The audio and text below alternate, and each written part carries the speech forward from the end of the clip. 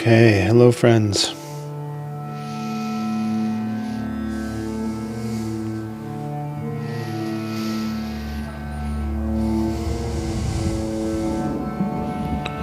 I am hopeful that this is actually broadcasting live. There's been some changes to the software that I use, so we'll see.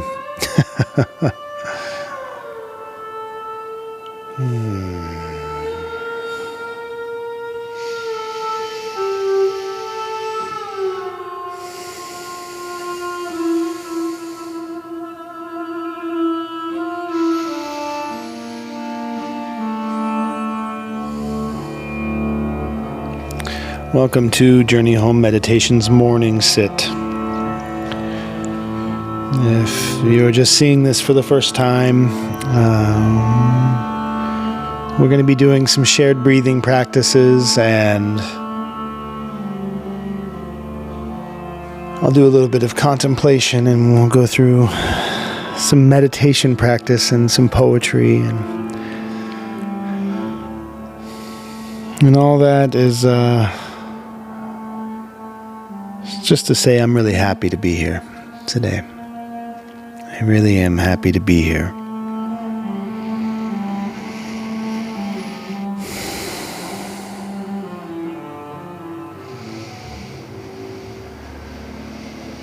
Let's just take a few moments to settle into our bodies, and let our bodies settle into the place where we are.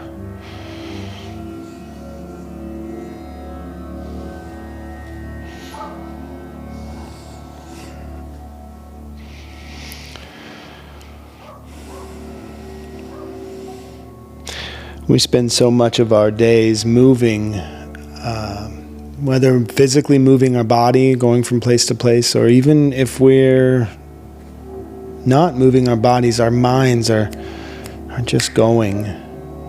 So often we jump from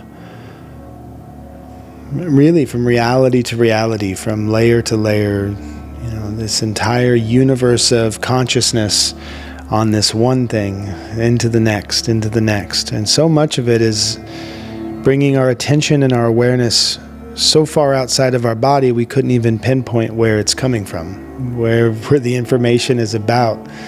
We're wrapped up in 30-second videos and finding the next funny thing to share with a friend, or reading the next terrifying article on the end of the world. We are surfing the apocalypse. But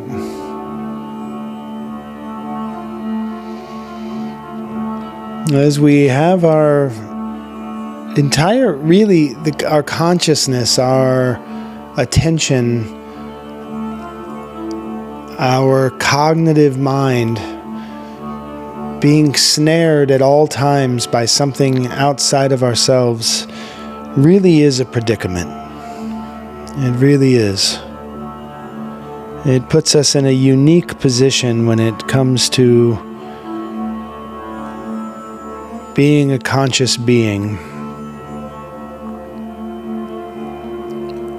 I don't think that other conscious beings are this concerned about things that are outside of their present moment as we currently are today.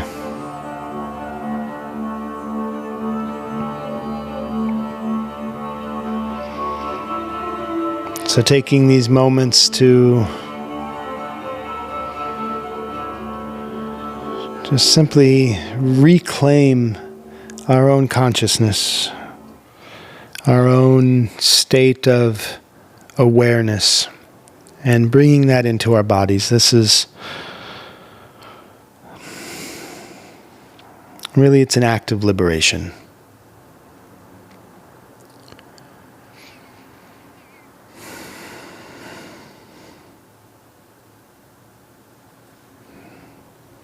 So let's take a few moments just to settle in.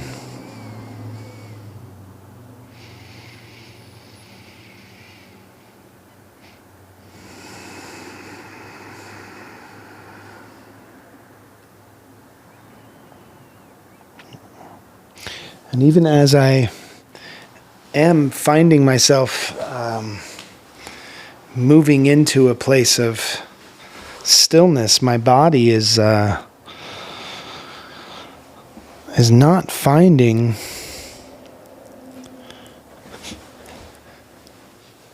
that place of rest. I'm moving into the asana, the seat. And my knowledge is that if it weren't for this practice, I would just be moving through my entire day with that constant feeling that I have, that I feel diminishing now in my body, that feeling of unsettledness, of discomfort.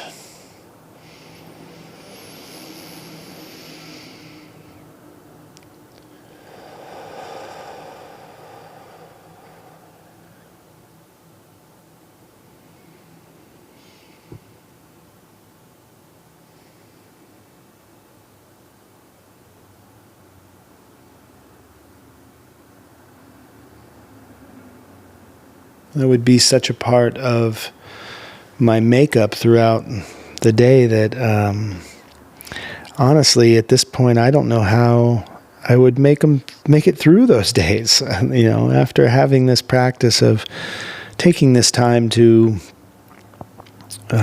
sort out what's happening inside of my own body each morning.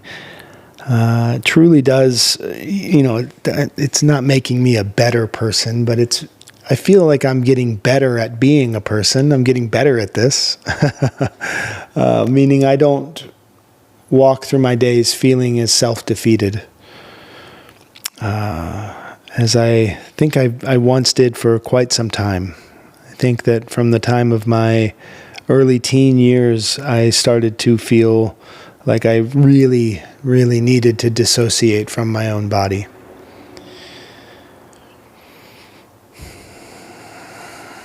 And that just became the go-to.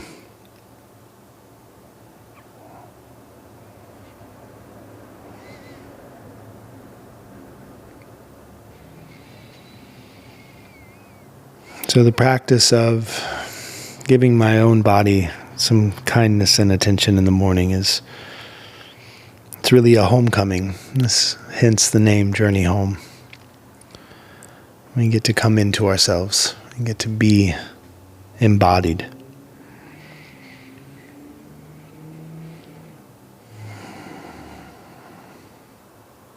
So let's see if you can focus on just your breath for 3 breaths in a row. And that sounds like an easy task, but really let's give it a shot, and you'll see how quickly it is that our mind wants to skip to the next thing. So the practice of 3 breaths is the practice of from the beginning of the breath through the pauses and the end of the breath, your focus is fully in the breath. And if you can make it through 3 of those, with that level of attention and awareness into the body, you start to develop an intimacy and an affection with the self. And it doesn't take long. And the more you work at it, the longer you can be with it. But 3 breaths, that's a good place to start. I'll invite the bell. Breathing in.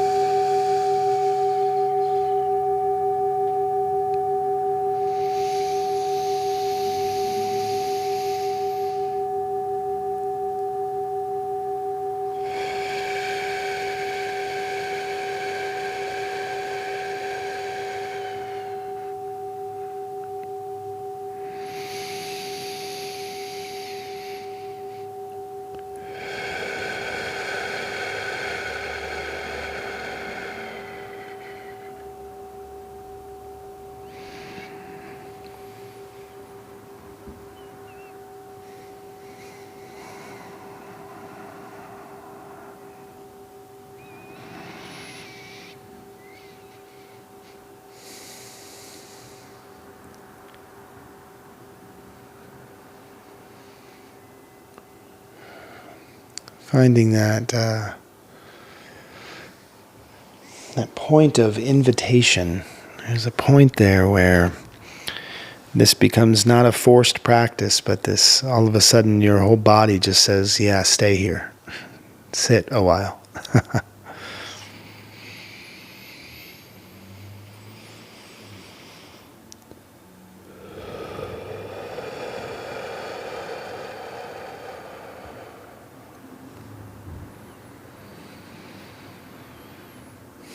So let's do that.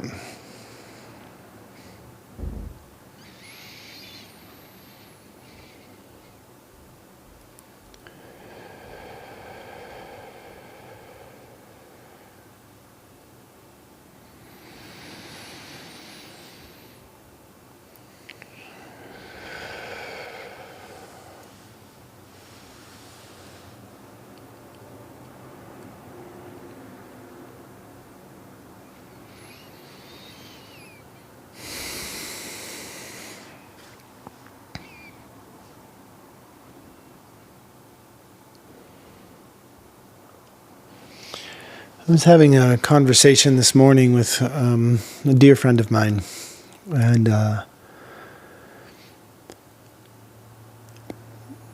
said a phrase that, we've all heard, I'm sure, and I've probably said it 1,000 times in my life, but it really clicked in to a new place. It settled into a new feeling when I heard the words together, and I said, it feels really self-defeating. And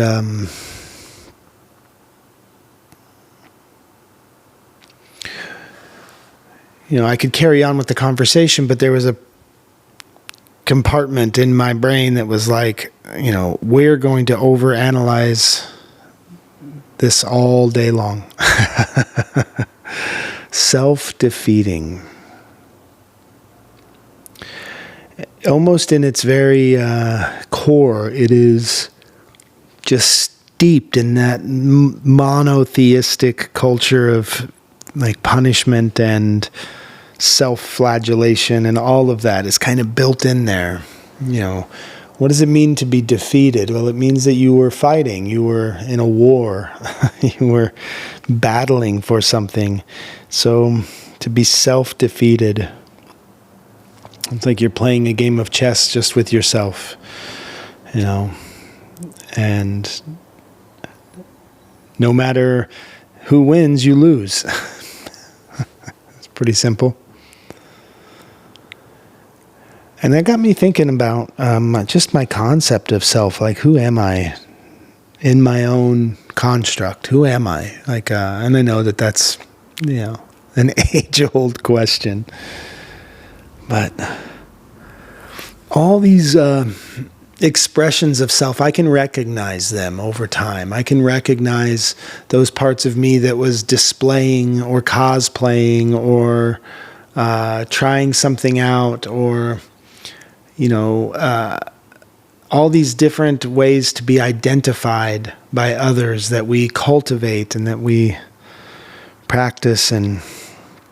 But there's still this part of us that is not those things. And there's seems to be this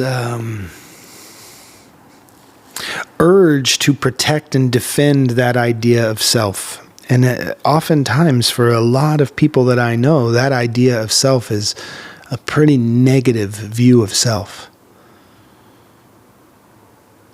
It's that part of yourself that calls bullshit on all the other parts, but not in a helpful way.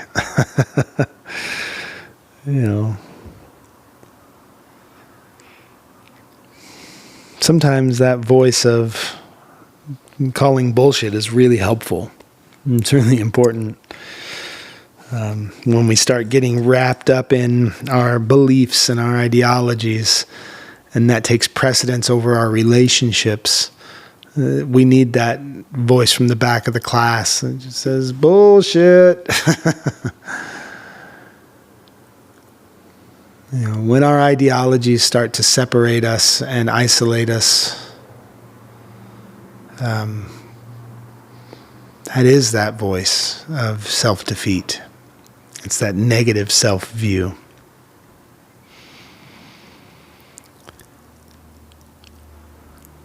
So in that internal game of chess, you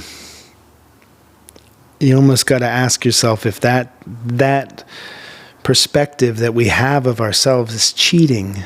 It's cheating somehow. Because it doesn't matter what we do with all of those other parts of who we are, those other things that make us a reflection in the world, those other pieces of identity that others will identify us. I'm a son to my mother, I'm a father to my child, I'm a friend, I'm an enemy to some people.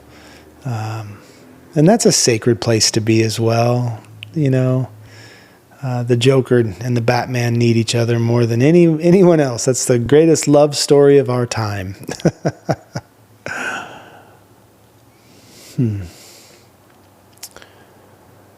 But there's that one piece that we think is us. Beyond all those other things, there's that one piece that we get so convinced that that's me, right there, being the loser. That's me messing up. That's me self-isolating again. And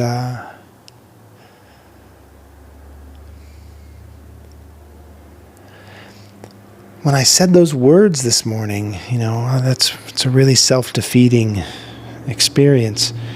I didn't realize how true those words felt for me, even not in the context of what I was saying, because we was talking about somebody else, but how often it is that I step into that role of my own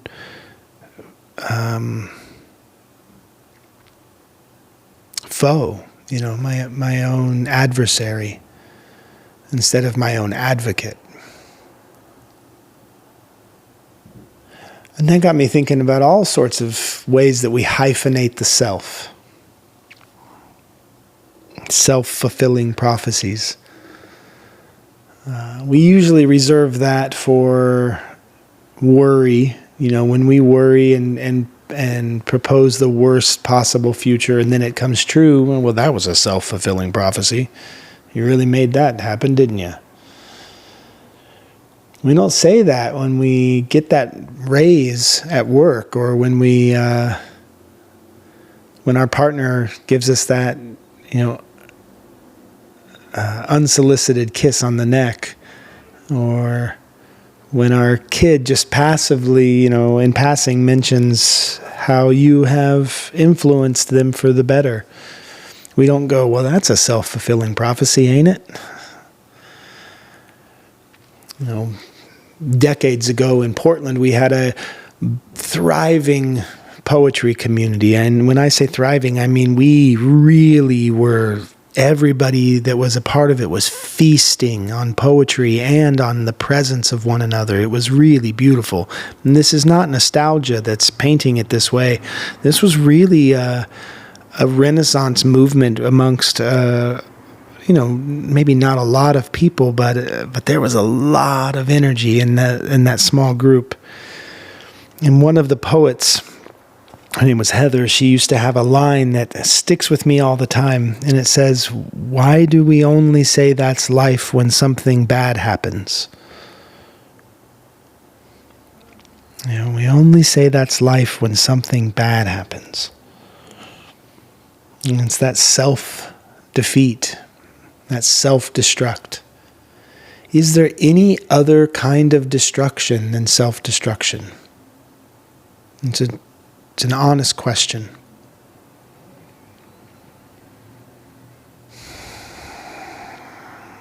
Sometimes we need that voice from the back of the class that says bullshit, so we can understand, like, oh, there's a tool here for self-destruction that's needed. I need to get rid of that part of the self that is separating me from everything good in my life. And it doesn't mean that you don't have good things happening all the time, but if there is that voice that we bring our focus and awareness to, that's this internal voice of criticism and dismissiveness, and we bring our attention there, it's the same thing as bringing our attention to the propaganda outside of our bodies that bring us into that same level of division.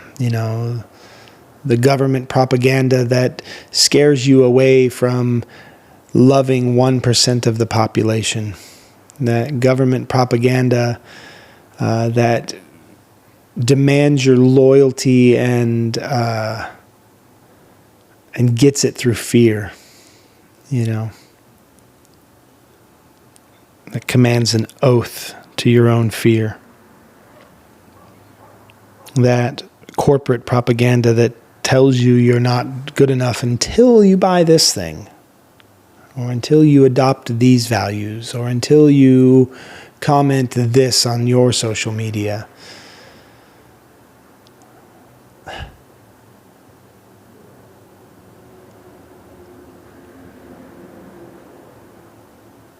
And that all seems really basic. It all seems really easy to talk about. It's the low-hanging fruit when we're talking about the way that our identity is being crafted by those with an agenda to extract from us. But when we start releasing ourselves of the other, and we start to go, wait a second, what's playing on outside of me is being projected from inside as well. Holy shit. The shadows on the cave wall, I'm holding the light. It's like I'm sticking it right in my back and shining it right through my heart onto the wall. There it is. There's my heart. And inside of myself, I'm containing this part of me that still wants to believe that no matter how much I want to be a part of the whole, I'm still separated. And this is the human predicament. And this is the birthplace of loneliness, and this is the birthplace of group identity, how we identify based on these politics of whatever sort with another set of people, not based on our being, but on our doing or on our believing. All of this comes down to that place. And so I heard it today, self-defeating. What an interesting concept that we would be at war inside. What an interesting place to live. A war zone.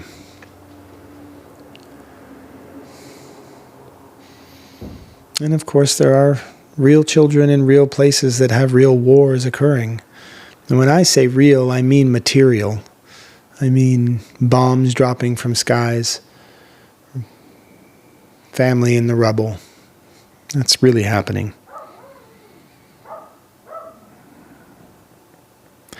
And so many of us are so self-consumed into that internal war that we feel impotent to stopping the external wars. We don't know what to do. And I'm not proposing any solutions. I'm just sort of pointing at something and calling it out. Hey, let's look at this. What is this? What is this thing? What is this thing inside of me? What is this thing I see from you? What is this thing in the middle of our street? Our house in the middle of the street. What is it? What's in our house? Let's do some housekeeping today. A few breaths together. And then we'll do some bell hooks, magic. And then invite the bell.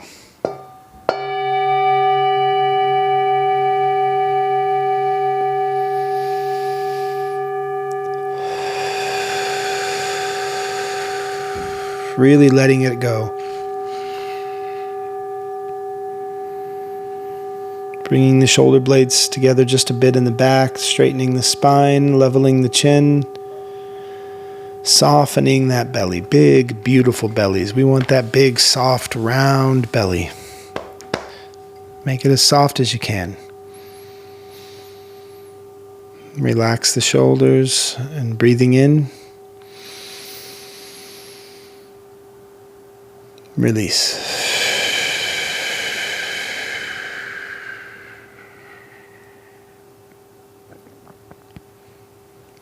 In.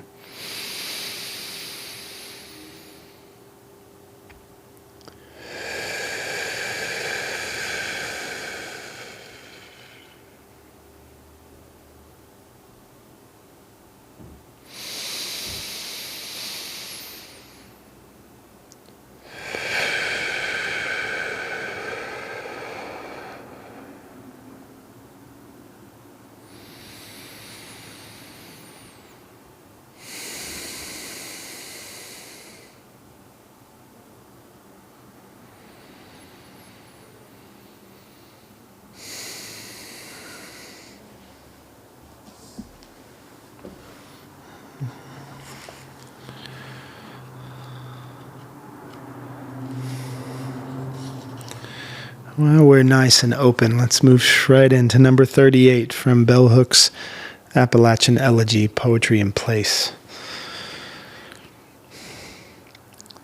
Toward light each bird flies higher, then swooping down as though to plummet, as though ere a net to catch and comfort. Who can fear earth? Who can fear sky? When faced with an infinite possibility, each moment given a chance to soar, to enter beyond. Let's do another reading. Toward light each bird flies higher, then swooping down as though to plummet, as though ere a net to catch and comfort. Who can fear earth? Who can fear sky? When faced with an infinite possibility, each moment given a chance to soar, to enter beyond.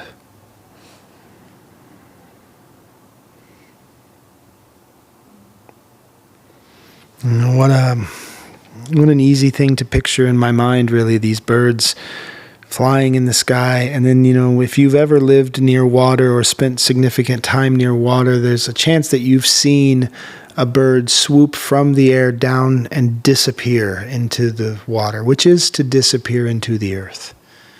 The earth is also water. We sometimes differentiate earth as being the soil and the dirt, but this is earth right now. This air that we're breathing, this is earth. That water is earth. And to swoop down from above the water down and disappear under the water, and then to come back up, it's really a phenomenal and exciting thing to see. This morning on my drive, I was able to witness a fox grab a squirrel and make of that squirrel food, and then pick that squirrel up and just calmly trot away, taking it back, presumably to a family. We have a whole family of fox that live right on the road down from our home, and we were able to witness. Must have been shortly after they were born. About 6 or 8. I think they're called kits. I'm not sure. The babies trying to cross the road with the mother, and it was. It's one of those breathtaking moments, like the right colors of a sunset will just grab your attention. The sun is there all the time. It's been there for millions of years. But there's moments when it catches the earth just right and everything falls into place to create that moment of magic. And that was one of those moments of magic when those foxes were just happened to be crossing the road right as we were coming home, coming into dusk. And this was one of those moments this morning with the fox catching the squirrel. And this poem is one of those moments when I can picture that bird disappearing into the water to find its food. And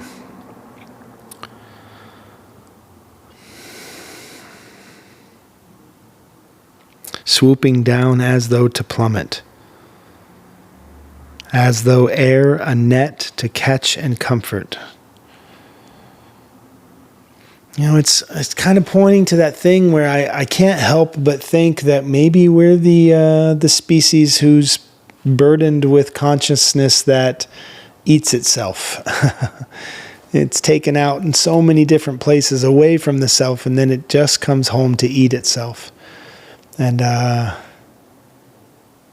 when I see these moments with these other creatures, I can see that they're really just experiencing a living moment, that I don't think they're trotting along. I don't think that fox was going, yeah, okay, you got the squirrel, but it could have been bigger.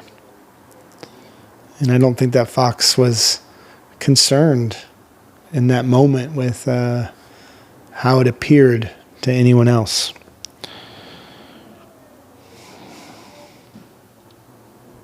Now, the squirrel, on the other hand, I'm sure it had a lot of things going through its mind. But when we get to these last lines in this poem, when faced with an infinite possibility, Each moment given a chance to soar, to enter beyond. What is beyond? And beyond has no end. So when we enter beyond, we move into possibility. We move into that which lives just on the other side of everything I know already. It's just right on the other side of it. There's a quote written on my wall, and I don't remember who it's by, but it was shared by a local woman who comes to Journey Home, and she wrote it on a piece of paper and left it on my desk. And it said, everything I ever wanted was just on the other side of what I'm willing to do. Beyond. There's beyond. And one of my favorite mantras to chant is Gate Gate Paragate Parasamgate Bodhiswaha. Beyond, beyond, beyond.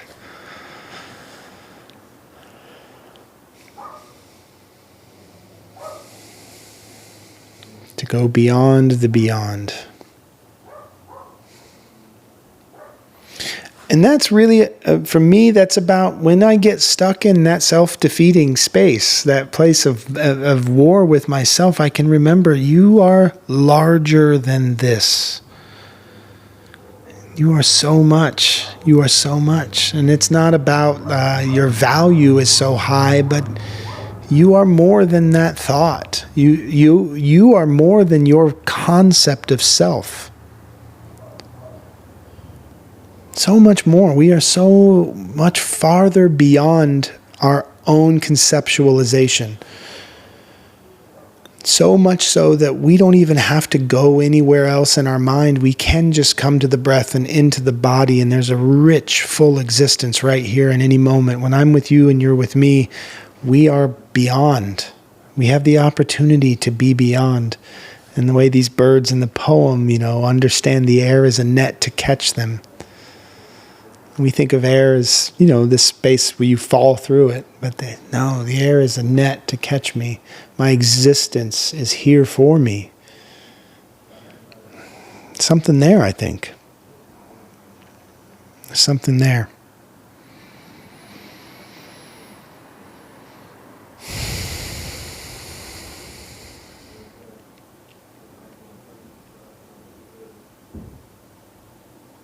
I saw another thing that at first I felt a little bit of resistance to, but then I really fell in love with it. And it said, I said, hey, just a reminder, you've survived all of it so far. Yeah. And my first thought was, yeah, but aren't we tired of surviving? No. We're tired of trying to extend ourselves and exhausting ourselves to be anything other than what we are. That's what's exhausting. And there we are this whole time, this beautiful miracle of being, or this non-miracle, we are this thing that just is. It's not a miracle, it's how it's functioning. It's how it's made to be. There's nothing particularly unique about you that makes you so fallible. No. We're built this way. We can be beautiful and we can have difficulty all at the same time. So why do we only say that's life when bad things happen?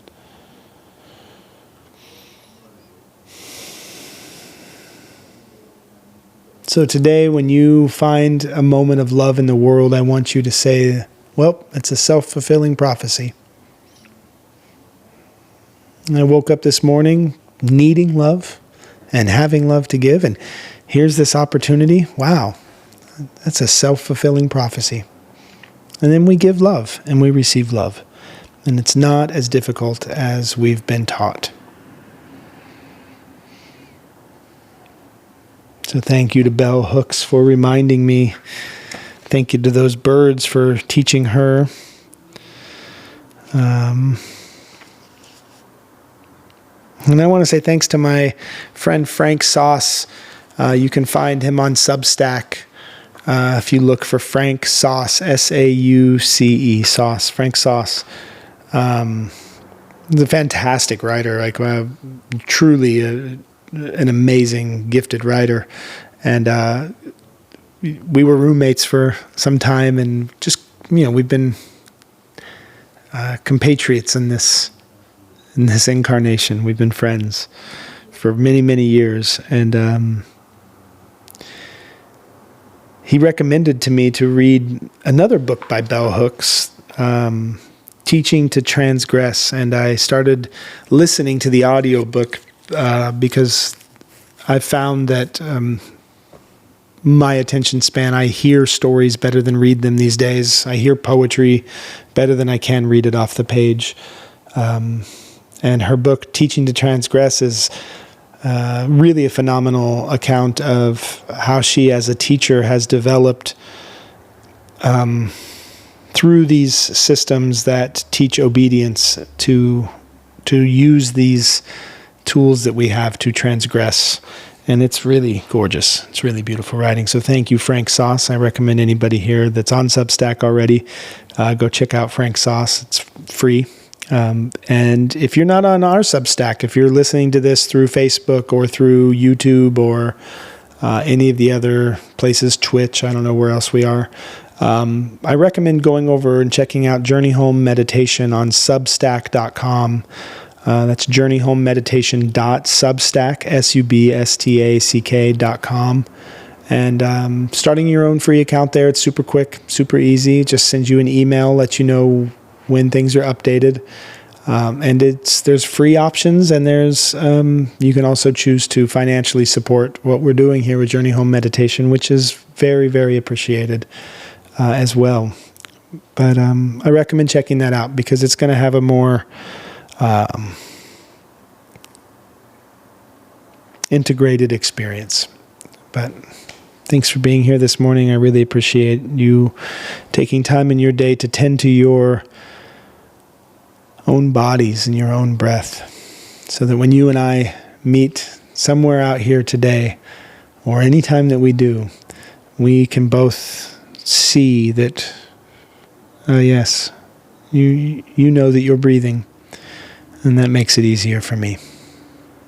Thanks, friends.